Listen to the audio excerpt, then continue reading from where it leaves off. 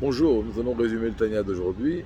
Donc hier nous avons parlé que lorsque la lumière infinie de Dieu se descend dans les Midot, se dévoile dans les Midot, bien qu'il y ait l'attribut de la bonté et l'attribut de la rigueur qui sont deux opposés, devant ce grand dévoilement, leurs oppositions vont s'annuler comme deux ministres devant le roi et ils vont se fusionner.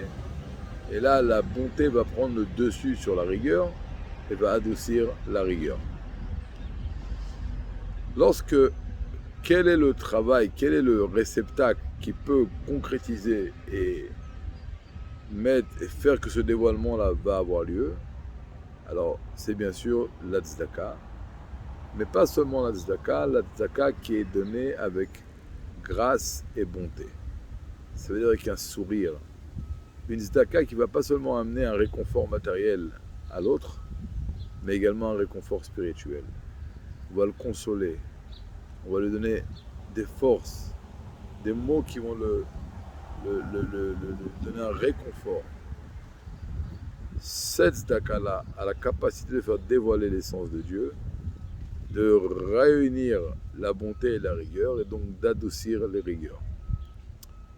Lorsque Mashiach viendra, alors l'impureté qui s'est installée dans le monde depuis la faute de Adam et Chava sera chassée du monde. Parce que le dévoilement divin qu'il y aura lorsque Mashiach viendra ne laissera place à aucune chose négative. L'Admour Azaken dit que depuis que Adam, Arishon et Chava ont installé cette impureté dans le monde, jusqu'à que Dieu se dévoile dans le monde et que cette impureté soit chassée, alors ce mal a fait qu'il y a une guerre profonde, intérieure, constante, à l'intérieur de chaque nous avec le mal qui est en nous. Ce combat-là s'arrêtera lorsque la Géoula viendra. Mais l'Admour Azaken dit qu'on peut réussir aujourd'hui à avoir dans notre vie personnelle un avant-goût de ce dévoilement dans lequel ce combat prendra fin. En étudiant la Torah pour le nom de Dieu, nous plaçons la paix dans les sphères célestes, comme nous l'avons dit auparavant, mais également à l'intérieur de nous-mêmes.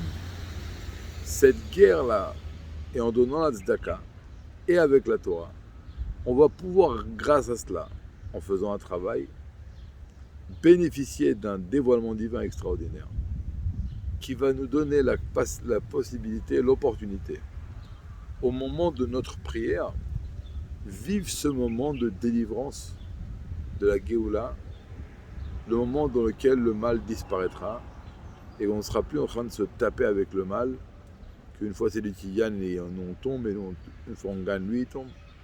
Ce combat se terminera.